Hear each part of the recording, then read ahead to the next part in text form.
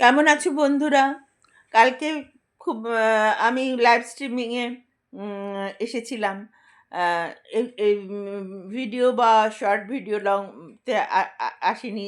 একবার ট্রাই করে দেখলাম লাইভ স্ট্রিমিংয়ে কেমন লাগে। আ তোমরা কেমন আছো? শীতটা আবার ঝট করে কমে গেল।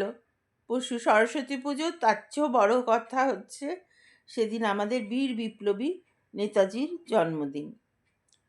যার যার জন্যেই মূলত ভারতের স্বাধীনতার মুখ দেখেছে।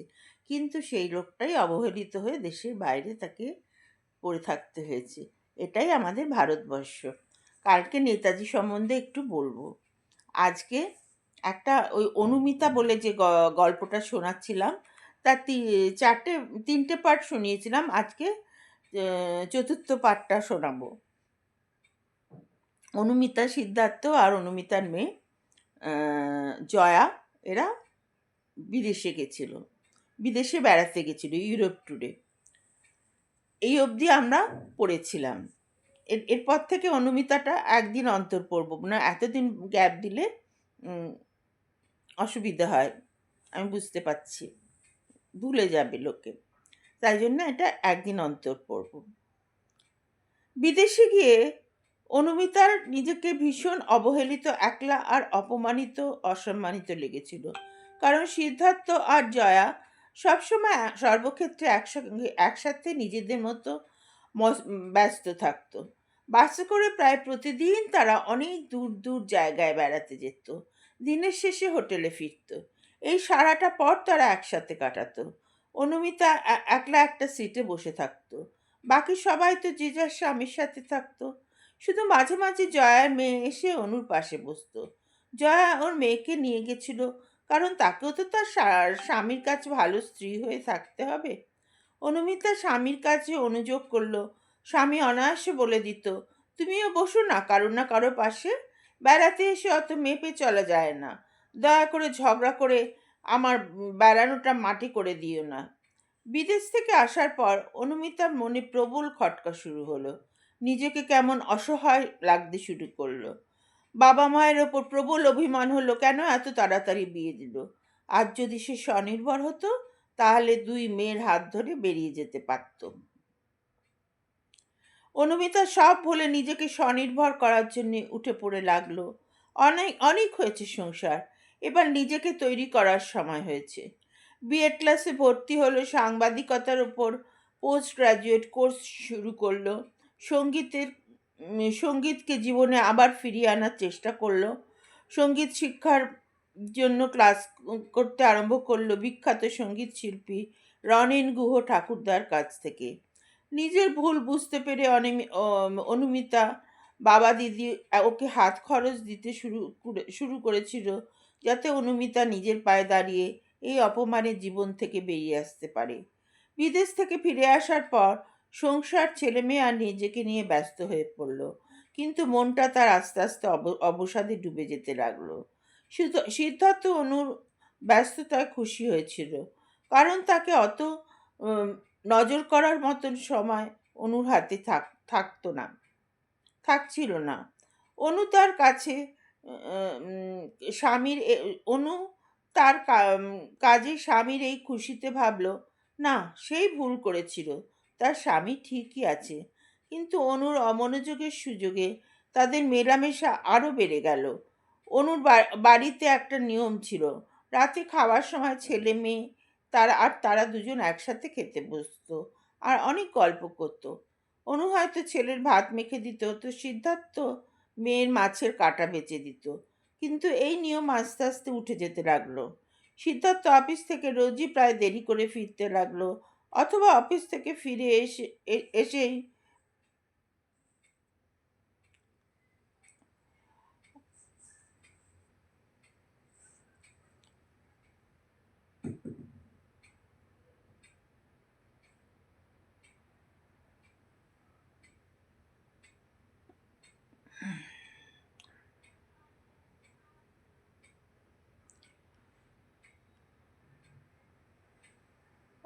অফিস থেকে ফিরে ফিরে এসেই বেরিয়ে যেতে লাগলো, ফিরতো অনেক রাত করে। তখন ছেলে মেয়ে প্রায় ঘুমিয়ে পড়তো। অনুও এক একদিন ঘুমিয়ে পড়তো। রাতে সিদ্ধার্থ অফিস থেকে অথবা ঘুমিয়ে পড়ত। ছেলে মেয়ে অসন্তুষ্ট হতে লাগলো। এই সময় অনু যদি তাকে খাবার জন্য ডাকতে যেত, সে খুব বিরক্ত হতো। বলতো, তো তোমরা খেয়ে নাও না, আমার খাবার ঢাকা দিয়ে যাও, সব সময় বিরক্ত করো না। অনু কিছুদিন মেনে নিল। তারপর একদিন ফোনের সামনে দাঁড়িয়ে চিৎকার করে বলল, তোমার বন্ধুকে বলে দাও রাত 10টার সময় যেন ফোনে গল্প করতে না বসে। এটা একটা পারিবারিক সময়, আর তুমিও কারো স্বামী, কারো বাবা। সিদ্ধার্থ ফোনে হাত চাপা দিয়ে বলল, কি হচ্ছে, কি শুনতে পাবে যে। অনু বেশ রেগেই বলল, শুনুক, শোনার জন্যই বলা হয়েছে। যার নিজের বিবেক নেই তাকে এভাবেই বোঝাতে হয়। এরপর থেকে রাতে ফোন আসাটা কমে গেল, কিন্তু রাতে বাড়ি ফেরার সময়টা সিদ্ধার্থ অনেক বাড়িয়ে দিল। ছেলে মেয়ে শুয়ে ঘুমিয়ে পড়তো, অনুও এক একদিন শুয়ে পড়তো। সিদ্ধার্থ বলতো, শুয়ে পড়লে নাকি, জয়া তোমার জন্য খাবার পাঠিয়ে দিয়েছে। শুধু অনু নয়, সিদ্ধার্থ বুঝতে পারছিল বাড়ির সাথে তার দূরত্ব বাড়ছে। তবুও সে নিজেকে ওই মোহ থেকে মুক্ত করতে পারছিল না। অনুমিতা মাঝে মাঝে ভাবে বসে, কি করে মানুষ এত বদলে যায়। কেউ কেউ কি কাউকে এত বদলাতে পারে? বোধহয় সিদ্ধার্থর চরিত্রই ছিল অত্যন্ত হালকা, তাই এত সহজে ভেসে গেল। দেখতে দেখতে অনুমিতার টিচার্স ট্রেনিং প্রায় শেষ হয়ে এলো। ফাইনাল পরীক্ষার আগের দিন বসে সে পড়ছিল। এমন সময় তার শ্বশুরমশাই খুব অসুস্থ হয়ে পড়লেন, ম্যাসিভ সেরিব্রাল অ্যাটাক, আর তাকে তক্ষুনি নিয়ে যাওয়া হলো নার্সিংহোমে। শুরু হলো জমে মানুষের যুদ্ধ।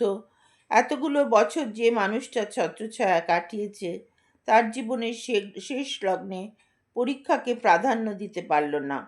তার 1 বছরের পরিশ্রম সব জলাঞ্জলি দিয়ে পরীক্ষা দেওয়া বন্ধ করে দিল। শ্বশুরের মৃত্যু অনুমিতাকে খুব অসহায় করে দিল। মনে হয়েছিল মাথার উপর থেকে একটা ছাতা সরে গেল। শোকের ওপর শোক এলো। এরপর তার নিজের মায়ের মৃত্যু ঘটে। একই রোগে তিনিও চলে গেলেন। অনুর ছেলেমেয়েরা তাদের দাদামশাই দিদিমার প্রাণ ছিল। দিদিমার মৃত্যুর পরদিনই তার মেয়ের ছিল উচ্চ মাধ্যমিক পরীক্ষা, কিন্তু দিদিমার আশীর্বাদে তার মেয়ে স্টার নিয়ে অত্যন্ত ভালো রেজাল্ট করে পাশ করলো। ভর্তি হলো লেডি ব্রেবোন কলেজে অর্থনীতিতে অনার্স নিয়ে।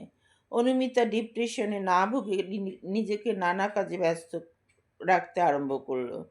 অনু খুব ভালো গান করতো, ভালো কবিতা আর গল্প লিখত, যা সিদ্ধার্থ কখনো জানতে পারেনি। অনুরা 3 বন্ধু মিলে এক বন্ধুর বাড়িতে গান, কবিতা, ছবি আঁকার ছোট করে স্কুল শুরু করলো। আস্তে আস্তে ছাত্রছাত্রী সংখ্যা বেশ বাড়তে আরম্ভ করলো।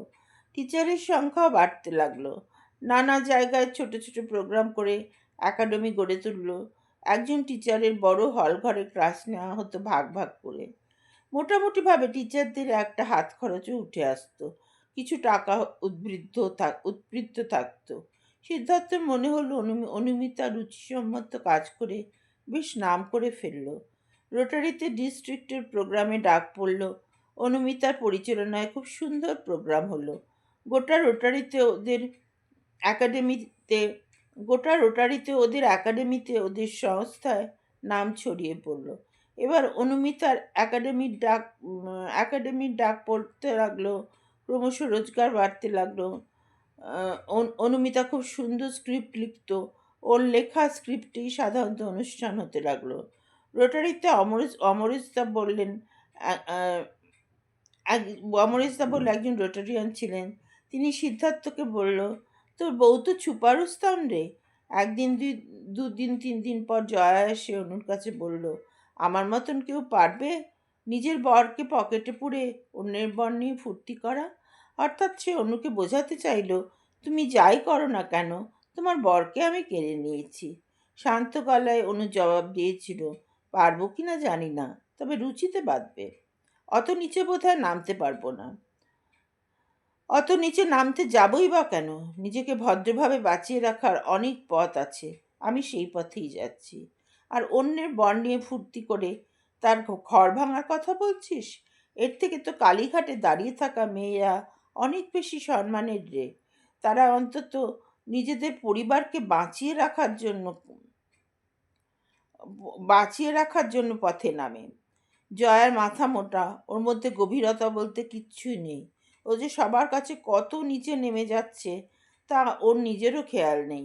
ডিস্ট্রিক্ট গভর্নর অভিজিৎ দা যেবার হলেন, তিনি পরিষ্কার বললেন, দেখো, আমার আমার সময় এরকম মশারি মার্কা পোশাক পরে এসো না। তাও ওর লজ্জা নেই। পরিষ্কার বলতো, জীবন একটাই, আর খুশি লুটে পুটে নিতে হয়। দেখানোর মতো পিঠ থাকলেই লোকে পিঠ দেখায় বলে উঁচু দাঁত বার করে হে হে করে হাসতে লাগলো। গল্পটার মধ্যে অনেকটা সত্য লুকিয়ে আছে। যাই হোক, উম, সময় বোধহয় হয়ে গেছে। উম, আমি আজকের মতো রাখছি। তোমরা ভালো থেকো, খুব ভালো থেকো। আমার এই অনুমিতা গল্পটা এবার একদিন অন্তর পড়বো, যাতে তোমাদের মনে থাকে। আর ভালো আর একটুখানি আমার চ্যানেলটাকে বড় করতে সাহায্য করো। Live share like share comment করে প্লিজ সাবস্ক্রাইব করো।